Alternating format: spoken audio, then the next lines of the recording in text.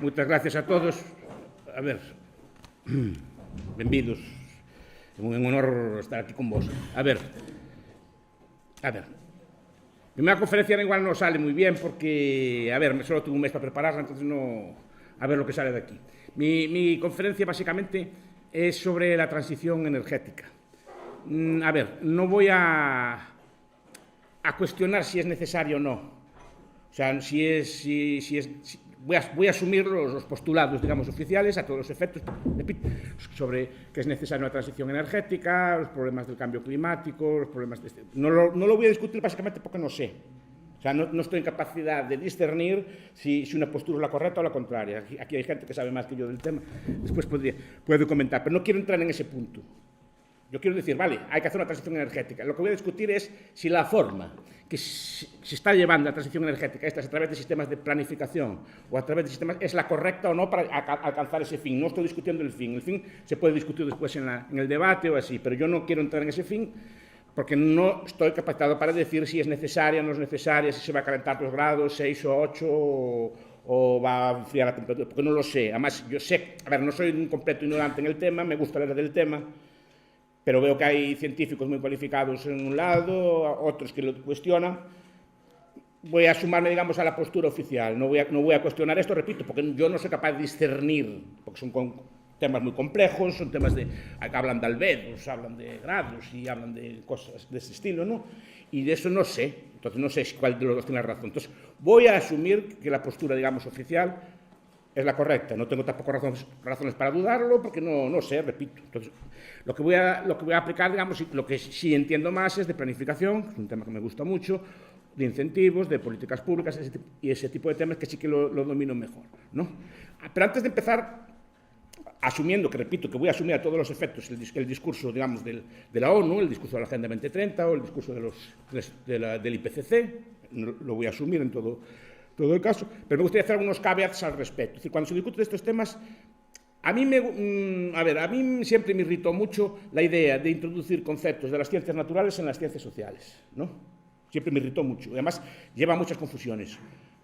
Siempre, por ejemplo, soy muy crítico con el concepto de igualdad, usado a las ciencias sociales, porque es un concepto, yo creo que de origen matemático, que tiene difícil aplicación a la ciencia social, o el concepto de fricción, el concepto de equilibrio, incluso el concepto de evolución, que es un concepto que se usa para la evolución de los animales o de la naturaleza, etc. Y creo que tiene, aunque se puede usar, creo que el encaje no es el mismo que en el ámbito natural. La evolución humana, la evolución cultural, tiene unos rasgos que son distintos de la otra. Pero bueno, también me fastidia bastante que si son conceptos de la ciencia social, en este caso de la política, en el discurso científico, ¿no? Por ejemplo, se habla consenso. El consenso es un concepto político. Consenso es cuando son todos, están de acuerdo, todos. Y cuando digo todos, es todos. Y como bien saben los polacos, con la vieja dieta del siglo XVII, con el liberum veto. Es decir, cuando consenso era que cualquier diputado podía vetar, pero bastaba uno. Y aquí la ministra el otro día lo oí decir, bueno, es que el 99% no es consenso, es mayoría. Todo lo reforzada que se quiere, pero es mayoría. Hay un 1% que discrepa. Segundo, se presume que la ciencia es democrática. Estamos acostumbrados a que hay muchas verdades, o lo que es verdad o es mentira, se decida democráticamente. Por ejemplo, una comisión de investigación, un parlamento, decide por mayoría que tal señor es culpable o que la causa de tal catástrofe fue tal cosa. Vale, pero no, perdón. La democracia está muy bien y tiene sus aplicaciones en unos ámbitos, pero no vale para decidir lo que es verdad y lo que es mentira. Gana el mejor argumento. Pues en la ciencia pasa exactamente lo mismo. Que el 99% diga una cosa, el 1% otra cosa, el 1% diga otra cosa, pues es un indicador, pero no es la prueba de que una cosa sea verdad. Simplemente es el 99% contra el otro. Además, todos sabemos que en la historia muchas verdades asumidas por consenso fueron cuestionadas por un señor o una señora, y ese señor o esa señora pues ganaron al final la batalla. Tras dura cosa, es decir, porque la ciencia no es democrática, es una cosa que tiene, no es el número, es la calidad del argumento, ¿no? Entonces, es otra cosa que también se dice, no es que la mayoría de los científicos o la cosa. Es más, aunque fuera el consenso, eso no valdría tampoco. Aunque fueran todos los que digan una cosa, digan lo mismo, eso tampoco garantiza la verdad. Simplemente es que todos están de acuerdo en un momento dado. Cualquier evidencia nueva, cualquier teoría nueva puede desbaratar todo el consenso que había anteriormente. Y la historia de la ciencia nos muestra todo eso. Pero repito, muchas veces se usan discursos de corte político aplicados a la ciencia. Y eso para mí, perdón, no es válido. Por eso digo, o se tiende a hipostatizar, que estamos en sede sagrada, ¿no? Se tienden a usar conceptos de la teología también a la política, ¿no? La hipóstasis es un concepto que se usaba para las sombras, el uno y el trino, esta cosa que se debatía mucho, pero ahora veo que se usa en muchos aspectos. Por ejemplo, el otro día leí a un científico ofendido porque unas declaraciones de una política, pues no sé qué decía del cambio climático, dice que eso ofendía a la ciencia. Vamos a ver. Me ofenderá a mí, que soy un científico, ofenderá a muchos científicos, pero no a la ciencia, señora, que no tengo el gusto de conocer. Pero, claro, es igual que el Estado, igual que la clase obrera. Tenemos que decir, ¿no? O como decían el otro día, no, que tal política del gobierno ofende a la nación española. Vamos a ver, ofenderá a muchos españoles, pero no ofenderá a la nación española, que tampoco tengo el gusto de conocer. ¿No? Entonces, que sé que es un concepto y no es una cosa que pretende ofender, es un concepto que se usa en las ciencias sociales, pero que no vale para esto. Pues aquí también, la ciencia se usa de forma abstracta, como si hablara con una sola voz y fuera una señora que después de escuchar argumentos decide, ¿no? O sea, la mayoría de los científicos opina así y esto es lo que vamos a hacer, y estoy de acuerdo. Igual que el concepto de experto, ¿no? Los expertos, también decía otro señor otro día, no, es que hay que hacer caso a los expertos en el cambio climático. Vamos a ver. El concepto de experto es un concepto ambiguo. Primero, hay que definir experto en qué. Es decir, por ejemplo, en estos debates climáticos o así, ¿qué tipo de experto hace falta? ¿El climatólogo o el biólogo, que estudia, por ejemplo, cómo le afecta a los ecosistemas el cambio climático? ¿O el economista, tipo, por ejemplo, Nicolás Stern, otros economistas que hablan de las consecuencias económicas del cambio climático, incluso algunos politólogos como Clare, que hablan de guerras de recursos por culpa del cambio climático, otros hablan, por ejemplo, entomólogos que hablan de que hay insectos o bichos que se puede aplicar a muchas cosas. Pero ¿cuál es el experto relevante? ¿Qué expertos tenemos que hacerle caso en ese tipo de cosas? ¿Y qué ponderación tienen que tener a la hora de elaborar un discurso político? ¿No? Eso es una cosa que no está clara. Pues a mí me gusta escuchar a los expertos y sacar unas conclusiones. Pero no hay un experto que domine sobre los demás expertos. Y segundo, ¿qué expertos son los correctos? Yo digo, por ejemplo, aquí en la pandemia, sé que hay que escuchar a los expertos, sé que es una cosa correcta. Pero en la pandemia veo que el gobierno español, como todos los gobiernos del mundo, aquí no hay excepción, escoge un grupo de expertos. Ves los nombres y son expertos. Y yo no niego que sean expertos, no niego que sean de alta calidad. Pero son expertos, por ejemplo, como los expertos fiscales que vi hace poco, son expertos próximos al Partido Socialista, lo cual no tiene nada de malo, y no son menos expertos por eso, son, además, algunos de esos que leí allí son gente de mucha calidad. Pero si hipotéticamente no lo quiera Dios, gobernara yo alguna cosa o así, y quisiera coger expertos, a lo mejor tomaba otro tipo de expertos, y serían tan expertos como los de ellos, con tantas cualificaciones, títulos y otros como los otros. Entonces, cuando escogemos el IPCC o una organización de ese estilo, ¿quién selecciona a los expertos que van allí a debatir? Es una cosa que me gustaría decir. ¿Y con qué criterios? ¿Se vota? ¿Se los escoge el ministro o la ministra? Repito, no estoy negando la calidad de sus científicos, no estoy negando la calidad de sus informes. Estoy diciendo que son expertos, no sé cómo fueron escogidos, cuál es el criterio. O sea, ¿quién decide entre los, climatólogos cuál es el mejor de ellos? ¿Lo votan? ¿Se autoimpone? No sé cuál es el criterio para decir. Supongo que será un criterio medio político, medio de prestigio, etc. Pero no es un criterio, digamos, tampoco objetivamente científico, sino que se introduce mecanismos de política en la ciencia también, ¿no? Pero dicho esto, voy a asumir el discurso. No tengo razón para dudar de él. Después de leer temas, veo que buena parte de ellos también dan argumentos muy potentes y no tengo razón para discutirlo, ¿no? Porque después otra cosa más, es que unos científicos están vendidos a la ciencia, están vendidos al capital, o otros están vendidos a las petroleras. Eso tampoco es un argumento.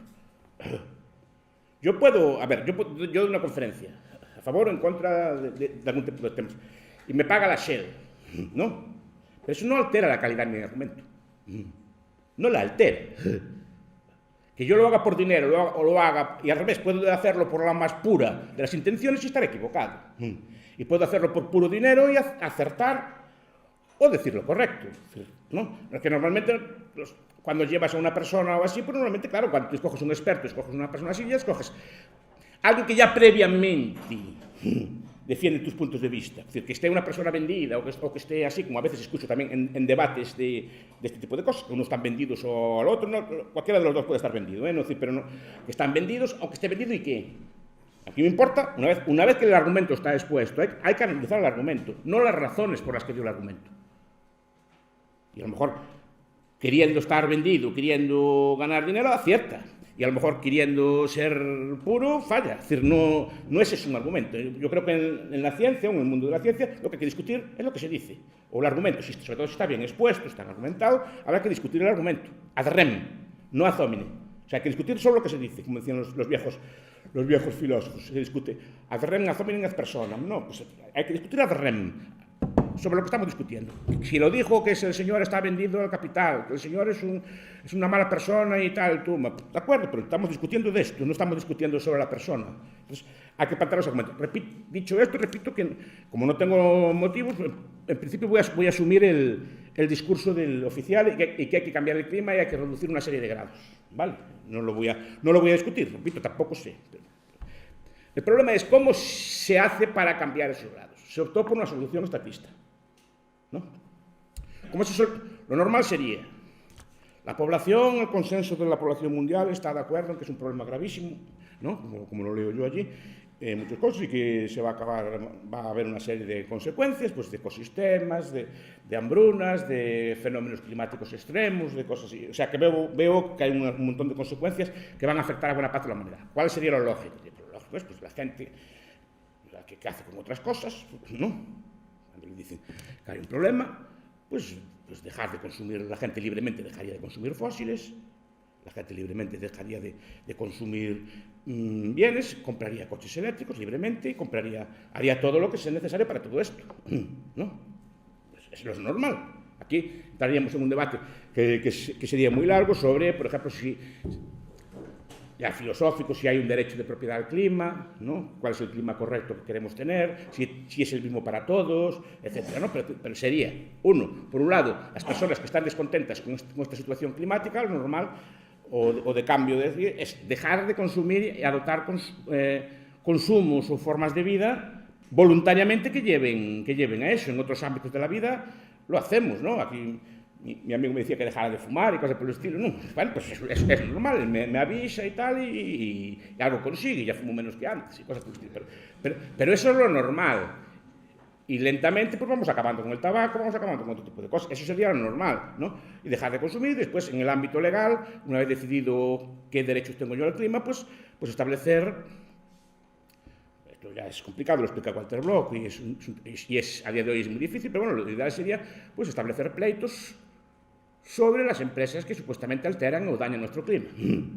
Empresas o particulares, es decir, no, pues tal empresa echa mucho CO2 o echa mucho dióxido de azufre o lo que sea, ¿no? O cualquiera de esos gases que hay contaminantes, que tampoco sé muy bien cómo se llaman. Pero bueno, lo ideal sería pues, que las personas pues, dejáramos de usar esos bienes, etc. Y si pruebo que una empresa o algo así, yo puedo hacer un pleito contra ellos, o un pleito sindicado, como se hace, igual que se hizo con la cosa de la banca, de los cláusulas suelo, que se juntaron muchos afectados, presentaron un pleito y demandaron no a la humanidad, demandaron a quien le hizo daño de verdad. Y entonces habría un incentivo pues, para que esa empresa que redujera estas cosas, etc. Pero en derecho tienes que probar el daño. Y tienes que decir cuál es tu daño, qué daño te hizo y probar que fue esa empresa en concreto que te lo hizo. Lo normal sería eso, repito, adaptarnos voluntariamente a estas circunstancias, ya que estamos tan concienciados, y dejar de consumir o dejar de hacer estas emisiones, llevar una forma de vida más frugal, más simple, más verde, más... ¿no? Eso sería lo normal. ¿Qué me dirán? Bueno, es que la gente no haría esto y tal, porque... No, es muy egoísta y tal. O sea, primero está diciendo que la gente ese problema no lo ve tan problema, ¿no?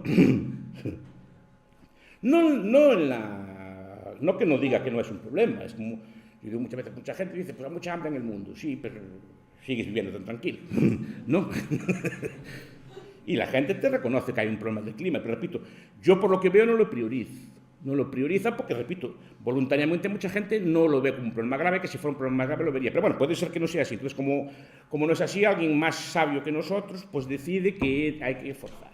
Digo porque además no se ve en otros ámbitos. No se ve en dos ámbitos. Por ejemplo, yo digo, vamos a ver si...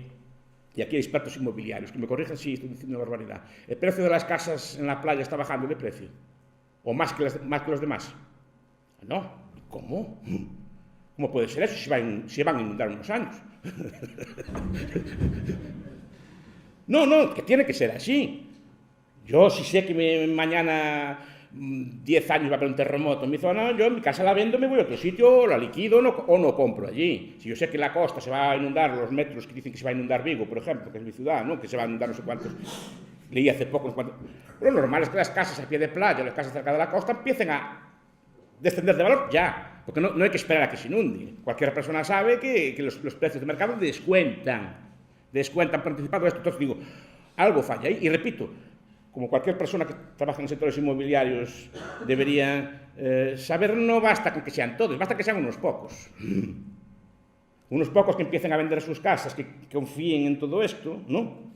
Empezarían a vender sus propiedades y eso se notaría de alguna forma u otra en el precio. Y yo no lo veo. Y después tampoco, por lo que antes de dar esta conferencia, pregunté a algunos amigos míos inversores o así que se dedican a este negocio de invertir cosas y así con la bolsa. Los fondos verdes estos que hay voluntarios, que la gente puede comprar fondos para descarbonizar y comprar fondos, y esos ganan en la bolsa. ¿Qué? No, digo, además estuve leyendo el libro de Peter Newell, que es muy bueno, el Power Shift. Es decir, ¿no? Sí, él mismo reconoce, es un defensor de esto.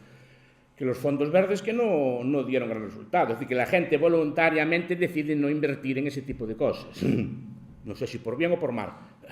Si hacen bien o hacen mal. La gente puede ser muy egoísta. Pero digo que voluntariamente la gente acepta el problema, pero repito que no hace como dice Taleb en su genial libro, el jugarse la piel, ¿no? Que a mí es un libro que me encanta. Es decir, ¿no? Que no veo yo que ponga el dinero, sus actuaciones en lo que dice que hace. Por lo tanto, me da un poco que desconfiar, ¿no? Pero bueno, supongamos que aún así la gente es miope, tiene miopía temporal y no sabe ver el problema o no lo acepta, cosas por el estilo, ¿no? Tampoco lo hacen los gobiernos, por cierto. Pues yo veo, Narendra Modi, el presidente de la India, dijo que iba a retrasar 20 años en los objetivos. Xi Jinping, de una forma críptica, como hacen los chinos al hablar, ¿no? Que no desechar lo viejo antes de alcanzar lo nuevo, dijo una frase así de esas que me gusta a mí mucho, quiere decir que no va a abandonar el carbón hasta que llegue el día ideal que todo esté descarbonizado. Es decir, que, además, en una de las sanciones, si no recuerdo mal, una de las sanciones que puso cuando fue lo de Taiwán, fue romper los acuerdos de cambio climático. Y vamos a ver, los problemas climáticos, por lo que me dicen a mí, ¿a quién más van a afectar? Es a la India, a China, países con monzones, que llegarán todo tipo de cosas así. ¿Cómo sus países son tan osados de maltratar a sus poblaciones? Es decir, no parece que tiemblen de miedo con la... No, digo la situación. Entonces digo, vale.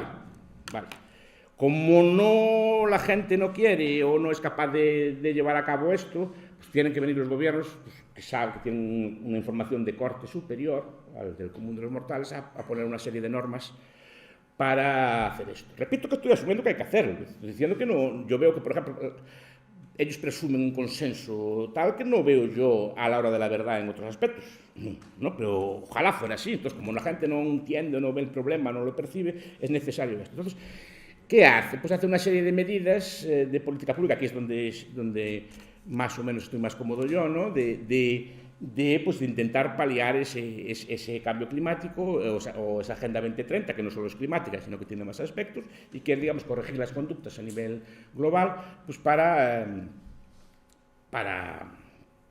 solucionar el problema. Y el problema es, repito, ante la solución ideal para cualquier problema de este estilo, o sea, pues yo creo que son mejores las soluciones de mercado que las soluciones de Estado. Porque aquí entramos en problemas de planificación central.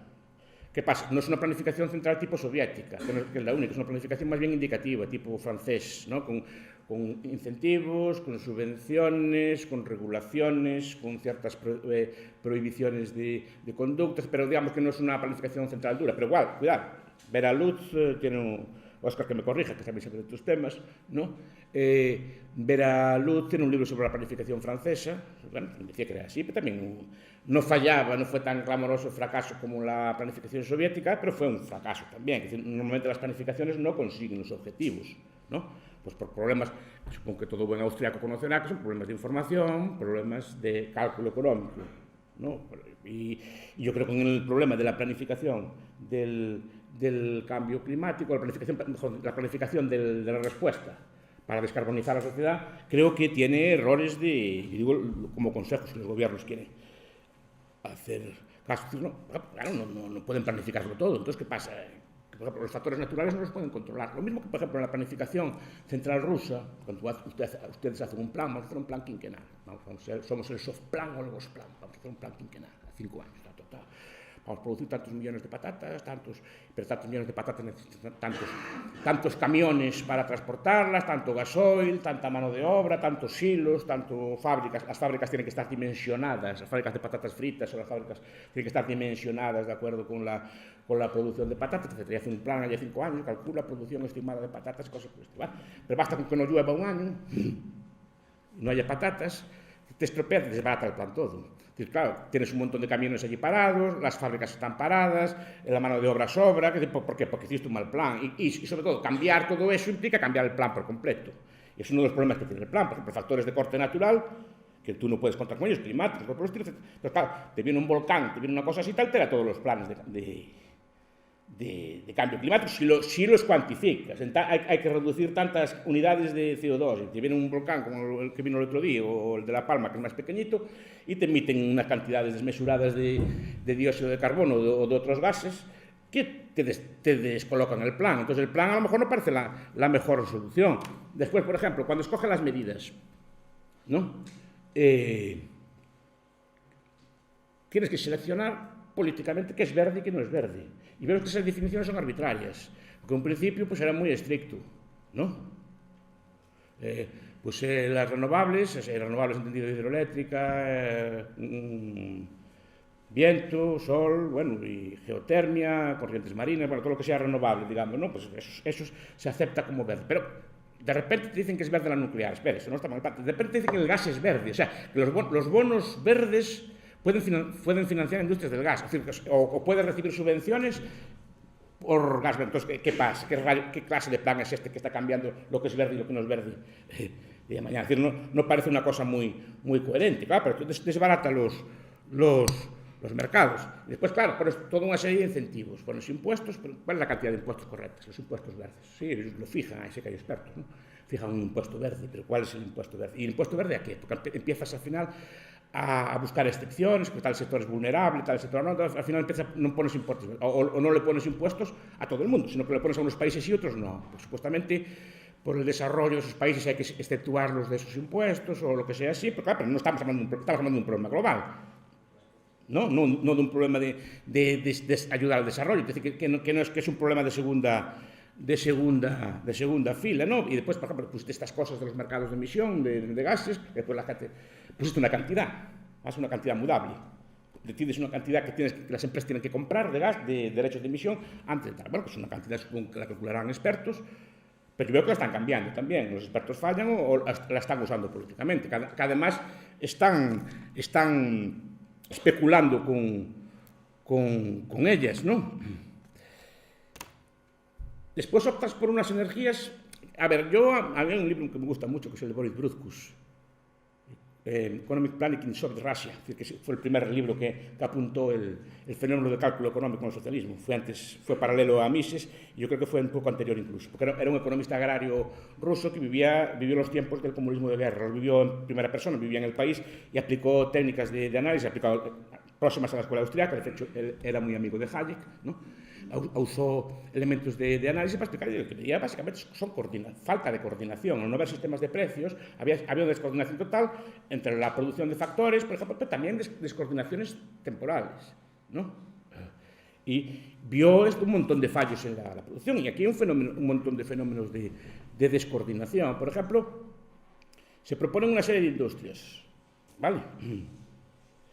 Pues esto hay que financiar una serie de industrias, pero no se tiene en cuenta si las energías que tienen que respaldar eso están suficientemente mal. Es decir, proponemos unas nuevas medidas, pero no vemos si el abandono de las viejas y el de las nuevas y la aparición de las nuevas están coordinados. No sé si me explico. Por un lado quieres poner las nuevas, vale, está muy bien.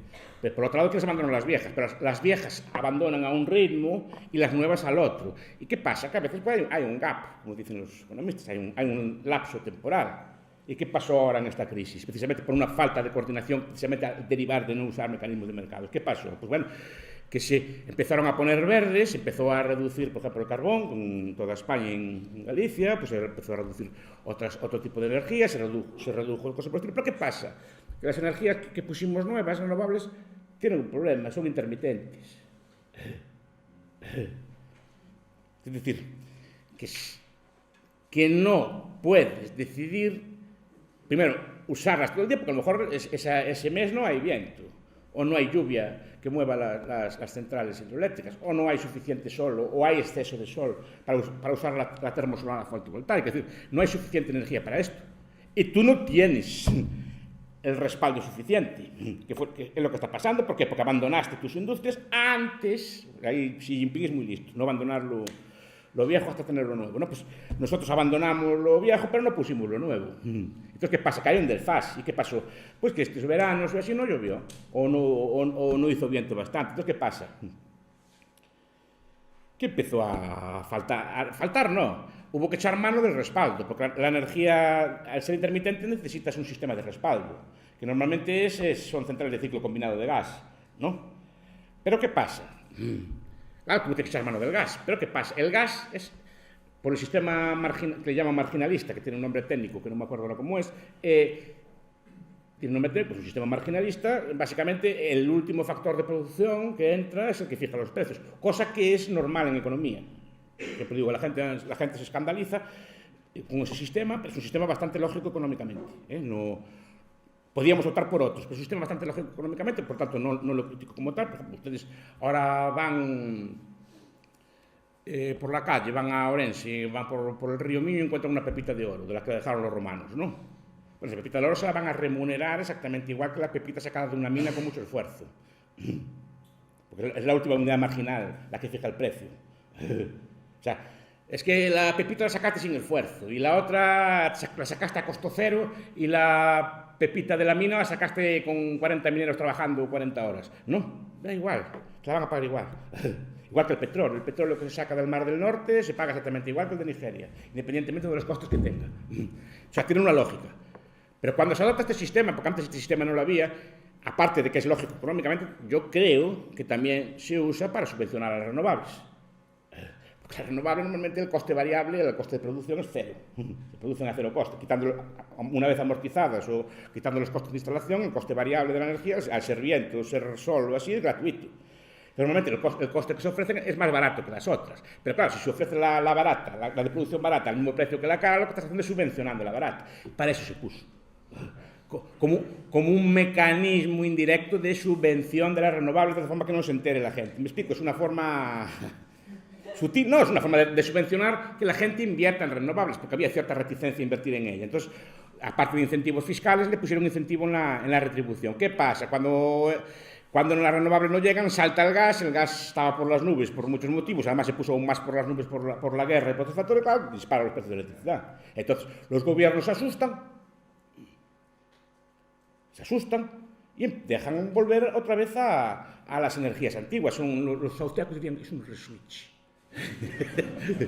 de capital, es volver a que es un viejo debate de von Bauer, ¿no? El reswitch, es decir, que volver a formas de capital más primitivas, cuando hay algún problema de ese estilo, que se vuelve a veces a formas de capital más primitivas. Entonces se da un reswitch y que estamos quemando carbón, no en España, en toda Europa, pero claro, estamos volviendo a tecnologías más primitivas precisamente porque la nueva no fue suficiente. ¿Pero qué nos están diciendo con esto? Aparte de que se ve que es un mecanismo claro de descoordinación, ¿no? Descoordinación temporal, precisamente por no ajustarse el mercado unas empresas con otras haciendo el cambio, como si se habría hecho si fuera un mecanismo más de mercado, ¿no? Es decir, mira, antes de la crisis, es más importante bajar el precio del gasoil o autorizar formas de producción de electricidad menos limpias, pero más baratas, pues para que no suba tanto, primero para garantizar el suministro y segundo para garantizar que no suba mucho el precio, ¿no? Pero estás diciendo entonces que el cambio climático no es tan importante. Eres tú que lo estás diciendo. Yo escuchaba el otro día al presidente de la ONU, el señor Guterres. Estamos acelerando hacia el infierno, decía así, hacia el infierno climático. ¿No? Decía así, estamos acelerando hacia el infierno climático. Decía así, vale, pero vamos a ver, estamos acelerando y estamos quemando carbón. O sea, que por encima en el futuro habrá que limpiar más aún de lo que limpiamos. O sea, que no acabo de entender. Estás diciendo tú mismo que no es tan importante. Pero no lo digo yo, repito, que yo acepto el discurso. Lo dicen, que no es tan importante, que puede esperar, que no es una cosa que estemos acelerando tan rápido hacia el infierno, que aún puede esperar unos añitos, pues vamos a pasar unos añitos con esto y después cuando pasen unos añitos limpiaremos todo, que es cosa que no es tan fácil. Porque si tú haces una cosa de esta, una empresa de este estilo, no te reabre una central solo por unos meses, te reabre, pues, querrá un contrato, querrá unas garantías a medio plazo, no es que te abro y yo cierro cuando me da la gana, dirá, espere, si quiere, hacemos un contrato. Entonces, no solo es que requiere unos contratos, y después la gente, el ciudadano, si escucha esto, pierde el sentido de urgencia. Pero no quedamos que lo más urgente que había era esto, que era una cuestión vital, existencial, de guerras, de hambres, de cosas por el estilo, y por una subida en la electricidad no somos capaces los europeos de soportarla, por el bien del planeta, ¿no? Deberíamos, ¿no? Pero dice que es una medida impopular, ¿no? Los gobiernos hacen estas cosas porque hay elecciones, pero vamos a ver, pues digo que a mí estas cosas me sorprende porque son muy contradictorias. No es porque, estoy de acuerdo, digo, vamos a hacer esto, no, pero vamos a hacer una cosa. Vamos a ver, no queramos que la población mundial o la población española acepta todo. Además, cuando alguien discrepa, se le echan en los twitters y lo comen y cosas por el estilo. ¿No? Vale, estoy de acuerdo, hacen bien en criticar el Twitter. Pero entonces, ¿cómo puede ser una medida que reduzca el consumo de energía, que suba el precio del gasoil, que debe ser lo ideal, porque así se consume menos y empezamos a asumir los costes del cambio climático como buenos europeos, como costes en la calidad de vida, ¿no? Que es impopular. Vamos a ver, ¿en qué quedamos? Si la población quiere esto, querrá más de esto. Lo popular será darle más subidas al gasoil o más subidas al carbón. Entonces, ¿cómo puede ser impopular? Lo popular será lo contrario, que estamos cargándonos el planeta. ¿No? Pero o falla algo aquí, o no es tan popular, o no es una creencia. No sé, digo yo. Yo no digo nada, es lo que están diciendo ellos, con sus actuaciones. No yo, que a mí me parece bien que critiquen estas cosas, ¿no? Entonces, claro, hay estos problemas, y el tipo de energía que se escuchó y el tipo de energía renovable que se usa, que tiene problemas. A ver, hay un libro que a mí me gusta mucho además, que es el de Andreas Malm, es un ecomarxista, que se llama Capital Fósil. Es uno de los libros más interesantes que vi, pero también es uno de los libros más autosubversivos que vi en mi vida. Nunca vi un libro tan autosubversivo, porque él explica, por ejemplo, por qué triunfó. En el siglo XIX había como dos opciones, o el carbón o la hidroeléctrica, ¿no? La hidroeléctrica, la energía hidráulica para mover molinos y cosas por el estilo. Vale. Y Malm me explica por qué se optó por la energía de carbón. Porque la energía hidráulica es muy buena, es muy barata, es una maravilla. ¿Qué pasa? Que es intermitente. Hay días que no hay agua. Entonces, tienes que parar las máquinas, tienes que parar los batanes. Y sobre todo, tienes que localizar la industria solo donde había un río, o cerca de un río, bueno, tiene que estar en un río. La de carbón es continua, es más contaminante obviamente, y es más cara, pero es continua, siempre te garantiza, es modulable, es decir, que puedes darle más gas o menos gas, ¿no? Es decir, según compensa, cosa que la otra, al no depender de ti, no puedes hacerlo, y puedes colocarla donde quieras. Y explicaba que todo eso, además le echa la culpa a los salarios mínimos, fíjese. Al poner los salarios tan altos, pues las empresas que tenían hidráulica no podían permitirse el lujo de tener al trabajador parado una serie de horas, mientras no había agua en el río. Entonces, esas medidas de salarios altos al final castigaron la energía hidráulica. Yo creo que algo semejante le pasa a las energías renovables, que tienen problemas de este estilo, ¿no? Pero bueno, yo creo que es una maravilla, es uno de los grandes inventos de la humanidad, sacar energía del viento, sacar energía del agua, sacar energía del sol, es una gran maravilla, es un complemento, una cosa por el estilo. Que puedes sustituirlo de todo, eso lo veo yo más difícil, por otros dos factores que ya pasaron en el siglo XIX, por la modularidad, es decir, que puedas modular la potencia a gusto, más o menos, o eso creo que solo puede hacer la hidráulica, o las centrales de bombeo, pero que parece que son muy impopulares, o sea, porque hay que duplicar casi en algunos sitios, hay que crear como 2 embalses en muchas zonas, ¿no? Entonces, unos problemas que hay mucha oposición. Pero bueno, la idea es esta, es decir, que la energía renovable pues puede ser un buen complemento, yo creo que el mercado la adoptaría perfectamente sin problema ninguno, además es una maravilla. ¿Qué pasa? Es la dimensión correcta, pero la determina el mercado también. Con ensayos de prueba y error se va determinando qué cantidad de energía hidráulica, solar, geotérmica o eólica, pues un sistema eléctrico, un mix eléctrico soportaría, complementaría y ayudaría. Pero esta idea de querer cambiarlo todo sin pensar en si es posible, yo creo que es uno de los fallos de la planificación. Simplemente porque tú planificas una cosa, pero repito, que eso es algo que ya vio Bruzcus, que había falta de coordinación. Es decir, había tractores, pero le faltaban baterías. Había zapatos, pero le faltaban cordones.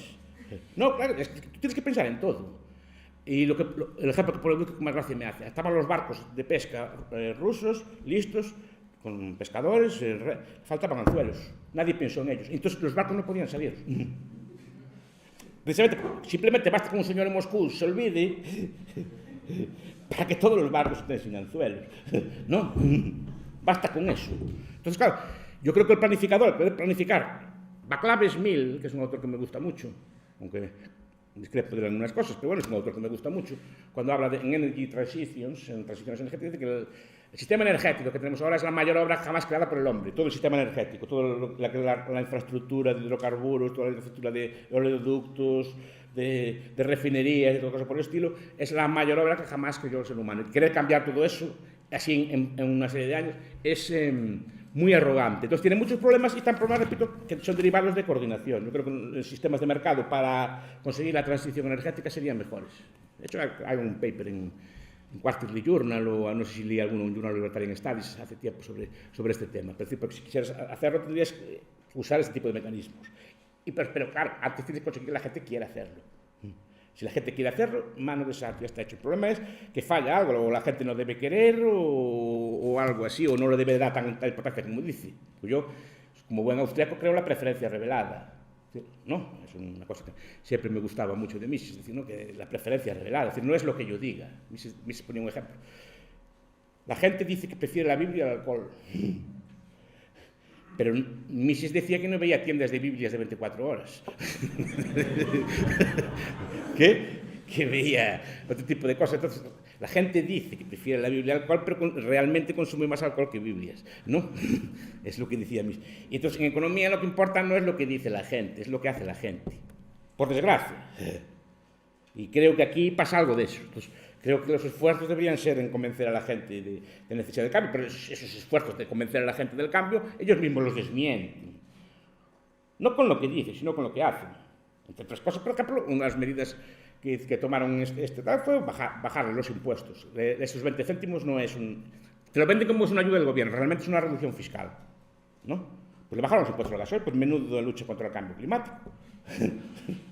No, digo yo que a mí me parece pues, dentro de su propio discurso me parece incoherente. Es decir, está diciendo que es más importante que los transportistas estén contentos que salvar a Gaia.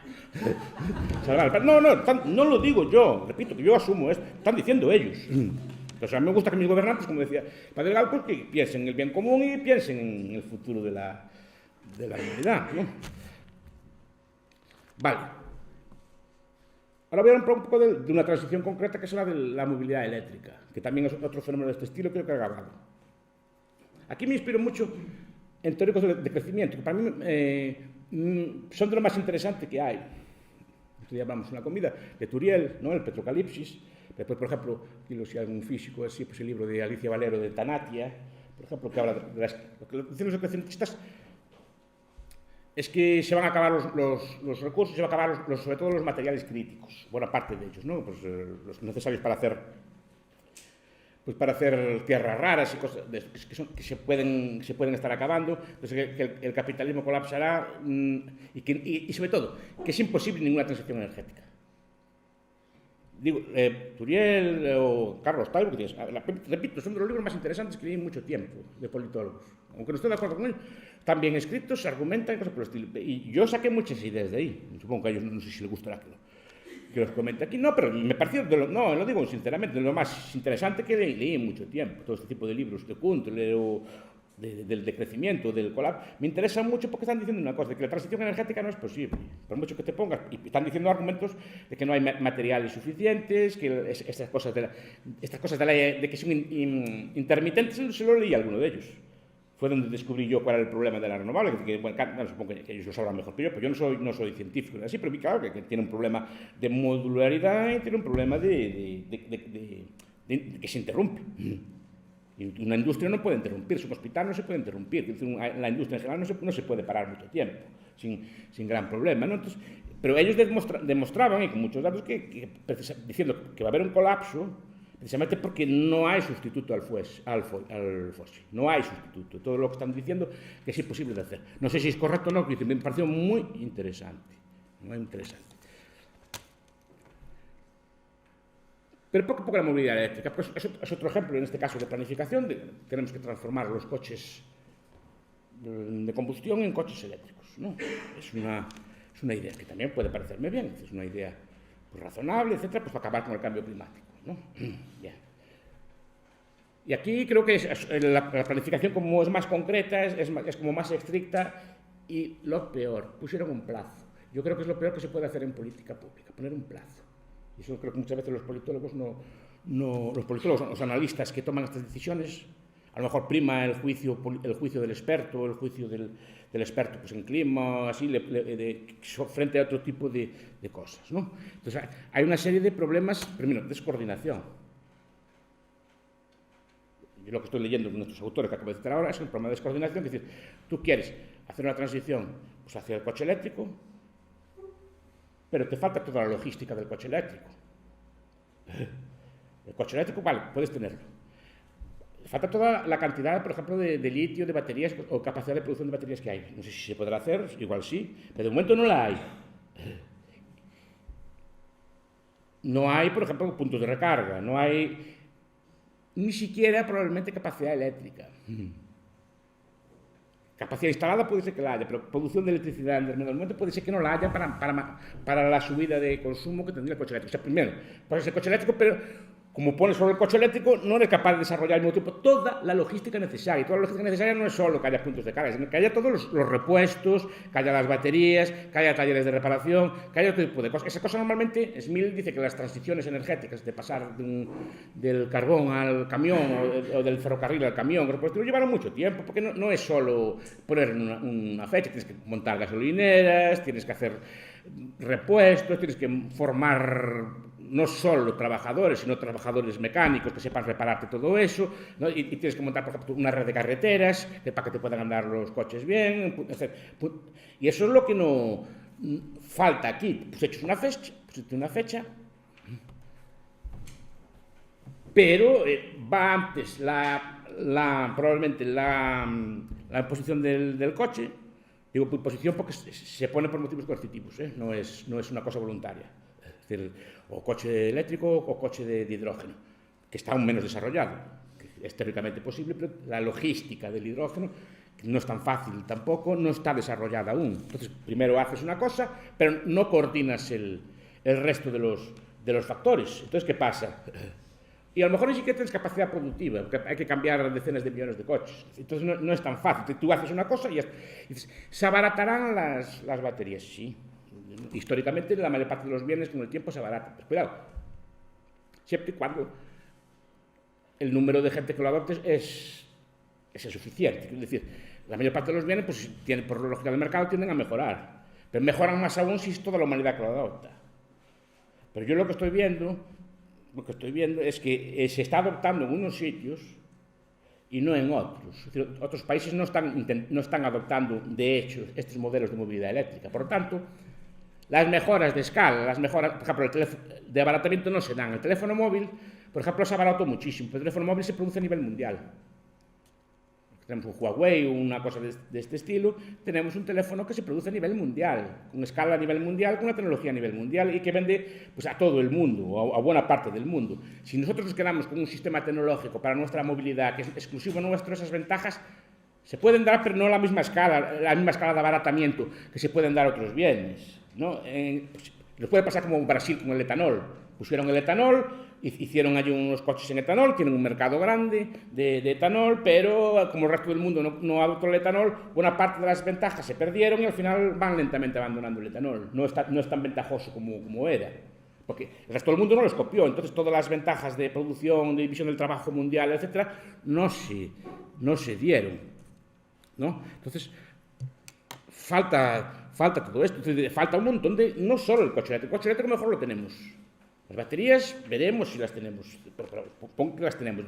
Lo que dice Turiel y esto es que no hay litio bastante, por lo menos a corto plazo, para atender la demanda de todas estas baterías. Ojalá podamos disfrutar de un magnífico coche eléctrico. Hay cambios en la geografía industrial. Por ejemplo, también eso no se tiene en cuenta. La gente dice, no, van a ser las mismas fábricas que hacen los coches ahora las que hagan el coche eléctrico. ¿O no? ¿O no? Estamos pensando, no fueron las fábricas de locomotoras las que empezaron a fabricar camiones, fueron otras fábricas nuevas. Y estamos viendo que los punteros en este tipo de tecnologías no están aquí, están bien de Estados Unidos. Con todos los problemas que pueden tener, los puntos de recarga rápida, los coches eléctricos, vienen de Estados Unidos, tipo Tesla o cosas de este estilo. Es decir, no vienen de aquí. ¿Qué nos garantiza que van a ser las industrias de aquí las que siguen haciendo los coches? ¿Qué nos garantiza que nuestros puertos, nuestras infraestructuras son las adecuadas para producir esos coches eléctricos? Todas las fábricas de componentes, de baterías, de cosas, ¿van a ser instaladas aquí o van a ser instaladas en otros sitios? Que no lo sé. Entonces, probablemente haya cambios de geografía industrial. Probablemente no solo que destruyes una industria, destruyes ciudades enteras. Pero pasó otras veces en el mundo. En el norte de Inglaterra, que era industrial, se desindustrializó por cambios en tecnologías y ahora es el sur, el rico. Todas aquellas empresas de Detroit o cosas así, pues desaparecieron y están en el sur. Esto probablemente de cambios, no solo es que vamos a hacer los mismos las cosas, ¿no? Después hay un problema muy grave, que es de... Los gobernantes pues no son austriacos. No sé si para bien o para mal, pero no tienen claro el concepto de estructura de capital. Es decir, todos sabemos lo que es una estructura de capital, que cuanto más larga es, pues más productiva será la estructura de capital. Es decir, la producción de bienes o servicios pues, requiere de un tiempo. Es decir, fabricar un palo lleva un día, fabricar un hacha de piedra lleva una semana, fabricar una sierra eléctrica lleva un año o 10. Entonces, cualquier producción, cualquier cambio a estos niveles que operamos nosotros, hablamos de años. Entonces, de muchos años, de cualquier proceso productivo que tenemos. ¿Qué pasa? Por ejemplo, pues ahora en el 2030 tal no se pueden hacer los vale. ¿Qué pasa, por ejemplo, en las escuelas de ingeniería ya? No es que el problema se verá en el 2035, no señor. El capitalismo anticipa los problemas. Y tú le pusiste un plazo artificial a ojo. Y yo creo que es el problema. Le pusiste un plazo del 2035, el 2040, lo que sea, pero le pones un plazo a ojo. Desde entonces, ¿cómo te pones una especie de condena a muerte? Empieza a operar la economía. Por ejemplo, empieza a operar en los primeros factores. Es decir, un ingeniero joven, un científico joven dice, ¿quién se va a poner a estudiar el motor de combustión? No, estamos hablando de 20 años, pero usted ahora, un ingeniero de 20 años, dice, yo estoy investigando motores de combustión, tengo muy avanzadas las cosas, abandonas el estudio, pero descapitalizas, por ejemplo, a todos los profesores de mecánica o de combustión de tipo de cosas, los ingenieros que saben hacer cosas, los descapitalizas ya. Ya, no dentro de 20 años. Lo que usted vale, profesor, no vale para nada. Es mejor que cierre la facultad o que se dedique a estudiar otra cosa. Sí se puede. A veces algunas personas pues, tienen sus conocimientos en ese tipo de tecnologías y la nueva, pues a lo mejor no están preparados para entenderla. O empiezan como niños pequeños, digamos, a estudiar el nuevo mecanismo. Yo no sé de eso, pero en otros ámbitos puede ser. En mi ámbito, por ejemplo, si ahora me dicen que el socialismo es falso, todos los profesores socialistas quedan inmediatamente descapitalizados. No, pero decir, no, en este caso no es una crítica. O los keynesianos o los austriacos ahora me demuestran con una cosa allí que es falso lo que estoy diciendo, todo lo que hice en mi vida no vale para nada. Es más, y si me reciclo, tendría que empezar como un niño peque'ño. A ver, el capital, a ver, no, todo este tipo de cosas así. Mercancía, dinero, mercancía. M de prima. Tendría que empezar de cero, porque mi capital no valdría nada. Pues lo mismo le pasa a los ingenieros, a los expertos o a los centros de investigación que tienen esto. Es decir, esos estudios se abandonan, cuidado, y todas las potenciales ventajas que tendría ese sistema. Es decir, cuando tú prohíbes taxativamente y en un plazo otras cosas, todas las tecnologías que se están inventando en este momento para reducir emisiones, por ejemplo, esta cosa que llaman las Blue. Las Blue es una cosa que reduce muchísimo las emisiones, pero ¿por qué no toleran ese tipo de cosas, no? Si tú prohíbes el gasoil, por ejemplo, sé que técnicamente es posible, sé que no está desarrollado aún, por ejemplo, la mezcla de hidrógeno con diésel, que se puede hacer.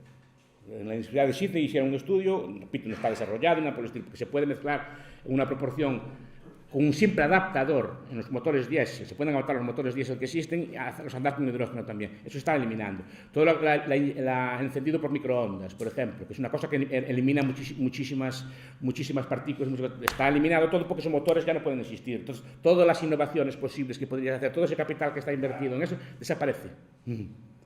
¿Por qué? Porque prohibiste ese motor. Entonces, todos aquellos que están dedicándose a eso, literalmente, o se dedican a otra cosa o empiezan a investigar todo eso. Pero no solo eso. ¿Cuál es el problema del gasoil ahora? uno de ellos, mejor dicho. Porque no hay capacidad de refino. Pero usted, vamos a ver, usted imagina que tiene una refinería. Le dicen en el 2035 no va a haber... Es que hasta el 2035 queda mucho. Claro, sí, espere.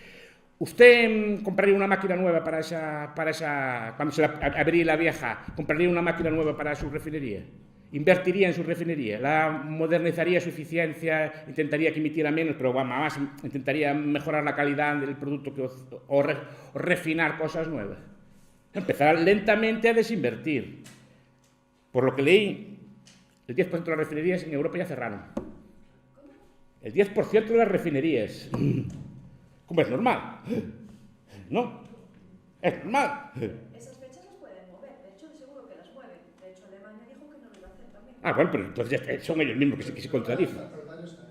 A ver, no, acabo y ya está, ya me preguntáis. No, ya acabo, ya voy a acabar ya. Pero quiero decir, entonces, la estructura de capital no es solo la producción del bien, es un proceso muy largo, que empieza desde el ingeniero que diseña la máquina hasta toda la logística de apoyo, es decir, todo lo que son combustibles, repuestos, reparación. Es todo el proceso que es muy largo.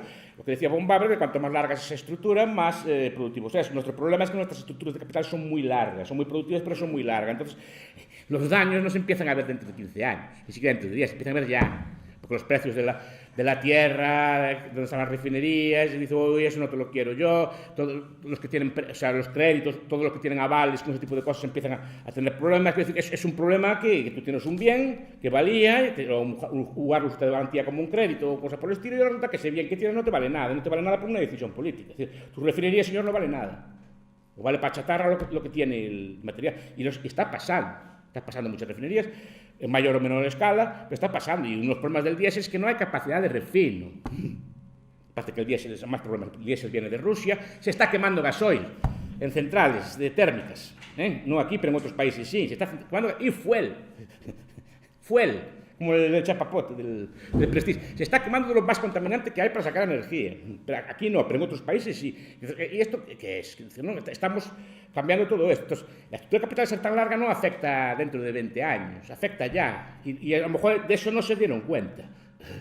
Pero afecta a sectores imprevisibles, desde universidades, que a lo mejor tienen que cambiar títulos o asignaturas, hasta fábricas de todo tipo. Y usted tiene una gasolinera e invierte en ella. Renovarla, por ejemplo. A lo mejor inviertes de muy poca calidad, ¿no? Y la sentencia de muerte que se pasa a los trabajadores. Porque los trabajadores más calificados para decir, mira, espera, este sector, yo tengo 25 años, ¿cómo voy a trabajar en una refinería? Ya no vas a trabajar allí. Ya no pido una hipoteca. Ya no compro una casa, porque sé que me voy a tener que mudar. Es decir, eso es como una condena casi a muerte de tu trabajo. A lo mejor se podía hacer una transición al coche eléctrico si se hiciera sin estas, no prisas, pero si se hiciera de otra forma, ¿no? Si se hiciera a través de mecanismos de mercado. Y sobre todo, ¿cuál es el problema del coche eléctrico? ¿Por qué no triunfa? A ver, cualquier bien o servicio triunfa. Es decir, todos pasamos de escribir cartas a mano a usar el correo electrónico, todos pasamos de usar el teléfono de teclas al teléfono móvil. ¿Por qué? Porque el nuevo aparato, el nuevo trasto nos traía algo que el nuevo no traía. Nos traía algún tipo de mejora. El problema, no sé cuál será el problema, supongo que será un problema de oferta, pero el problema es que el coche eléctrico no debe aportar al ciudadano pues la impresión de que mejora en algo. No lo sé, si no te lo quitarían de las manos. Es decir, los teléfonos móviles, los ordenadores en su momento y tal, te los quitaban de las manos y no hizo falta ni que lo subvencionaran, ni que pusieran un plazo, ni nada así por el estilo. En cuestión de años, por ejemplo, en cuestión de años se adoptó el teléfono móvil, se adoptaron muchas otras tecnologías rápidamente y nos adaptamos a ellas. ¿Por qué no pasa con esto? ¿Cuál le pasa a ese producto que hay? No sé, porque se deberá, porque el coche eléctrico, por cierto, es más antiguo que el de combustión. Los primeros Ford eran eléctricos, pero algo fallaba, por algo no triunfaría en su momento. Cuando esa tecnología es una tecnología relativamente evolucionada para otros motores, para lavadoras o así, el motor eléctrico funciona bien, ¿por qué no funciona en el auto? ¿Qué es lo que falla? ¿Por qué no se percibe como una ventaja? Porque mientras no se perciba como una ventaja, va a haber reticencia a usarlo, ¿no? Por muchas medidas que se den con esto, ¿no? Pero bueno, pues claro, el problema, vamos a quitar CO2, pero yo leí un ecologista, y acabo, que solo el achatarramiento de los coches. Después hablando de obsolescencia planeada, el capitalismo tiene obsolescencia planeada, me dice Michel. ¿Quién mete la obsolescencia planeada a coches en perfecto uso? Eso es un derroche. Y no tiene perdón de Dios. Es un derroche, es decir, quitarle al pueblo su coche y tirar coches en uso por... Pero bueno, pues un derroche, vale, pero por ponerle un plazo. Lo normal sería que fueran cambiando lentamente. Pero yo leí un ecologista que dice que el solo hecho de achatarrar un coche consume más CO2 que el otro. Y después hay otro fenómeno de coordinación que se acaba, que no se hizo. Se está haciendo la transición al coche eléctrico sin haber cambiado el mix eléctrico. Quiero decir, hay países que sí, el coche eléctrico es perfectamente neutro. Pero yo leí un estudio, bueno, hay estudios al respecto que se pueden discutir. En países como China, que la producción de energía eléctrica es con carbón, un coche eléctrico consume más que un coche diésel. No porque el coche eléctrico emita emisiones, pero sí la energía necesaria para cargar el coche eléctrico. Entonces, no se cambió el mix al mismo tiempo que el coche eléctrico. Están poniendo una cosa con un mix que es anticuado. Entonces, al final puedes tener un coche eléctrico, incluso podría hipotéticamente, en España creo que no es así. Puedes tener un coche en España todo verde que está echando más gasoil que contaminando más que un coche diésel de última generación, al que ni siquiera le dejan probarse, ni siquiera le dejan usarse, ¿no? Es decir, ¿por qué? Porque se está haciendo mal, se está haciendo precisamente porque se quiere hacer de forma planificada y se quiere hacer por unos sabidillos que debe haber en Bruselas o así, que quieren planificar todo. ¿Qué pasa? Los gobiernos de todos los estados eso lo aplauden y lo copian todo. Y no se discute. Pero repito, yo no estoy criticando esto. Digo que se puede hacer esto sin usar todo este tipo de parafernalia, usando otro tipo de métodos y ofreciendo, por ejemplo, un producto alternativo. Es decir, haz que el coche eléctrico pues, sea mejor que el coche de combustión y ya te lo quitan de las manos. ¿Por qué no son capaces de hacer? Ahí estaría la cuestión. No haría falta ni planificación ni en 2030 ni en 2040. Ya todos venderíamos el coche. Pero forzar todo esto a mí no me gusta, aparte que climáticamente por lo que se discute, achatarrar coches no es precisamente la medida más ecológica que existe. Porque además achatarrar uno en uso para crear uno nuevo y producir uno nuevo, un coche eléctrico produce más CO2 que uno de combustión. El proceso de producción, no el total, ¿no? Incluidas las baterías de litio, el níquel, lo otro que se necesita. Bueno, esto lo quería explicar. Básicamente, no estoy discutiendo el cambio climático, ojalá bajen las temperaturas, ojalá no se den esos problemas, y estoy de acuerdo con otro, digo, pero ¿cuál es la forma correcta de alcanzar ese fin? ¿No? Y eso es lo que estoy diciendo, que creo que estos mecanismos que usan los gobiernos no son los adecuados para alcanzar ese fin. Precisamente porque son sistemas de planificación, son sistemas de este estilo. Habría que pensar o idear mecanismos de mercado para esto. Venga, está.